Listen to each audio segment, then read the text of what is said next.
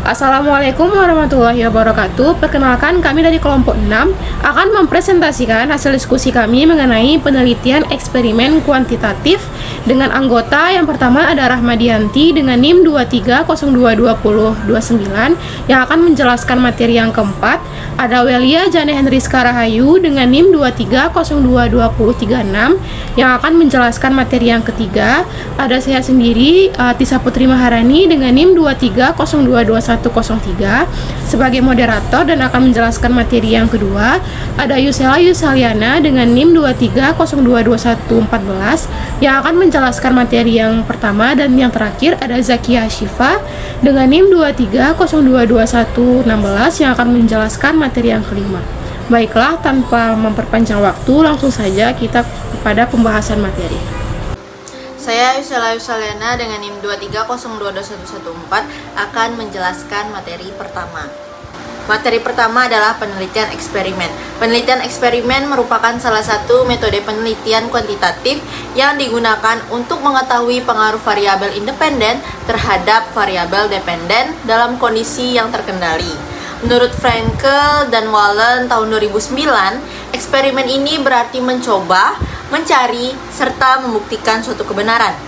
Menurut Creswell tahun 2012 menekankan bahwa penelitian eksperimen dipakai ketika peneliti ingin mengetahui hubungan sebab akibat dengan cara mengontrol semua variabel yang mempengaruhi hasil penelitian, kecuali variabel independen yang menjadi perlakuan atau treatment.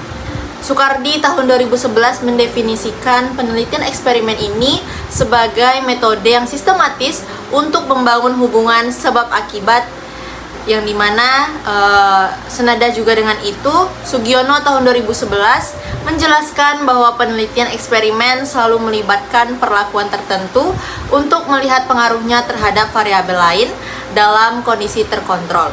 Sementara itu Siregar tahun 2013 menyebutkan bahwa penelitian eksperimen ini sebagai studi objektif, sistematis, dan terkontrol yang bertujuan memprediksi atau mengendalikan suatu fenomena.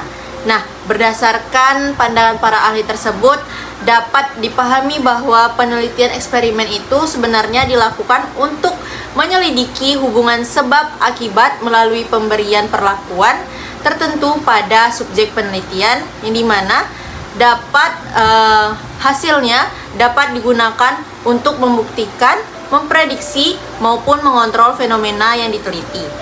Baik, sekian dari saya kembalikan kepada moderator.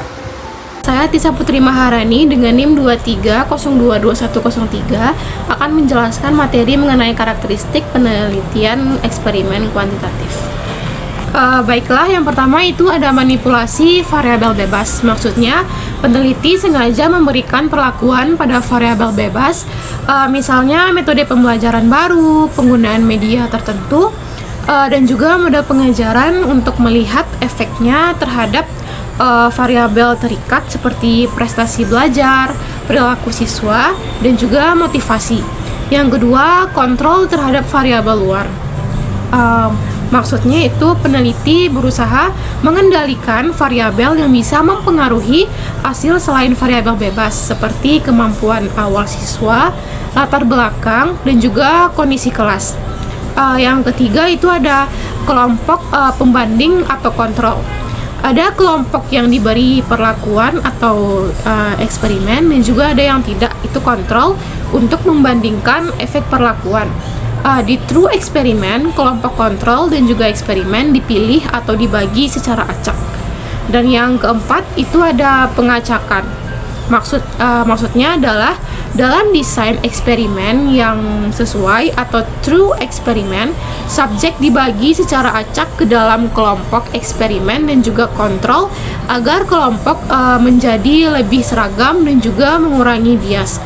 Yang kelima itu ada pengukuran yang sistematis atau observasi. Yang keenam ada desain eksperimen yang terstruktur, dan yang ketujuh ada validasi internal yang lebih ditekankan. Salah satu keunggulan eksperimen adalah memiliki validitas internal tinggi karena adanya kontrol dan juga manipulasi variabel.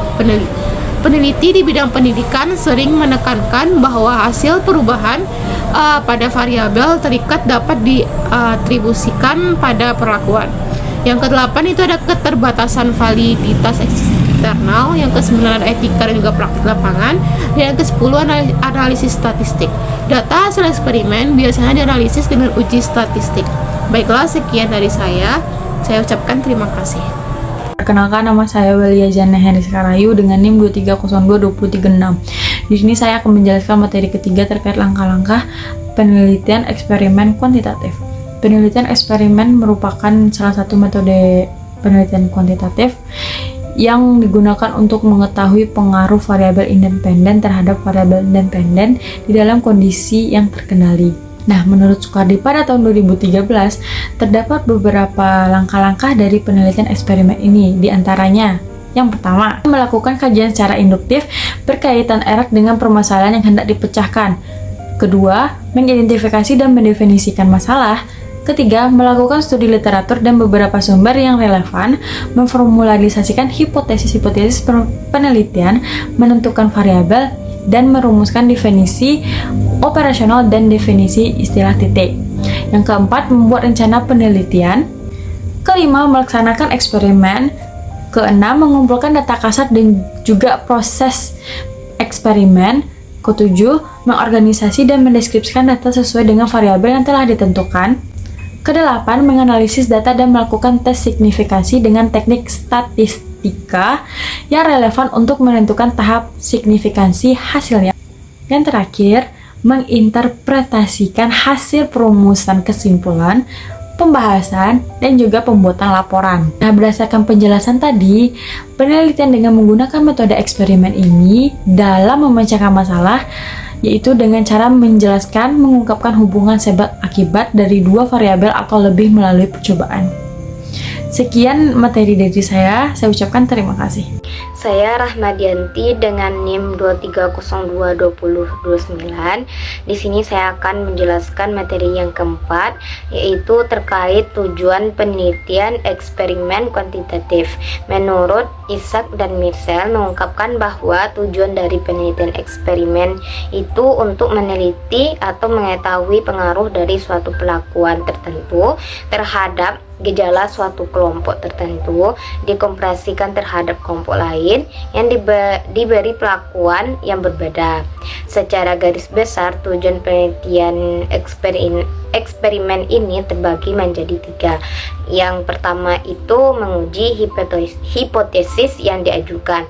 Yang kedua, memprediksi kejadian dalam eksperimental. Yang ketiga, menarik generalisasi hubungan antar variabel. Saya Zakia Syifa dengan NIM 23022116. Di sini saya akan menjelaskan terkait dengan macam-macam desain eksperimental research menurut Sugiono. Di dalam Ibrahim pada tahun 2018 menjelaskan bahwa penelitian eksperimen dapat berbentuk berbagai berikut. Yang pertama ada pre-experimental design. Pre-experimental design yaitu penelitian eksperimen yang belum dilakukan dengan sungguh-sungguh karena masih terdapat variabel luar yang berpengaruh kepada variabel terikat. Desain ini dikategorikan desain eksperimen yang paling lemah karena tidak ada kelompok pengontrolnya dari variabel asing. Peneliti tidak disarankan menggunakan desain ini. Lalu yang kedua ada QAC Experimental Design. QAC Experimental Design yaitu penelitian eksperimen yang dikembangkan karena adanya kesulitan dalam mendapatkan kelompok kontrol yang dapat berfungsi sepenuhnya di dalam mengontrol variabel-variabel luar yang dapat mempengaruhi eksperimen. Experimental semu atau QAC ini merupakan pengembangan dari True Experimental Design yang sulit dilaksanakan khususnya di bidang sosial maupun pendidikan. Lalu yang ketiga ada True Experimental Design. True Experimental Design yaitu penelitian eksperimen yang dilaksanakan dengan sungguh-sungguh dengan mengontrol semua variabel luar yang dapat mempengaruhi kegiatan eksperimen. Dalam eksperimen murni atau True Experimental, pengujian variabel bebas dan variabel terikat dilakukan terhadap sampel kelompok eksperimen dan kelompok kontrol. Subjek-subjek yang diteliti dalam kedua kelompok tersebut atau juga pada masing-masing kelompok diambil secara acak. Lalu yang keempat ada factorial experiment. Experimental Design. Factorial Experimental Design yaitu penelitian eksperimen yang dikembangkan dengan memperhatikan kemungkinan adanya variabel moderator yang mempengaruhi perlakuan terhadap hasil. Factorial Experimental merupakan salah satu jenis pengembangan desain eksperimental yang terdiri atas dua atau lebih variabel independen dengan memperhatikan kemungkinan adanya variabel moderator yang mempengaruhi perlakuan atau treatment variabel terhadap hasil atau dependent variable. Baiklah, sekian pemaparan materi yang dapat kami sampaikan. Lebih dan kurangnya kami mohon maaf. Kami tutup. Assalamualaikum warahmatullahi wabarakatuh.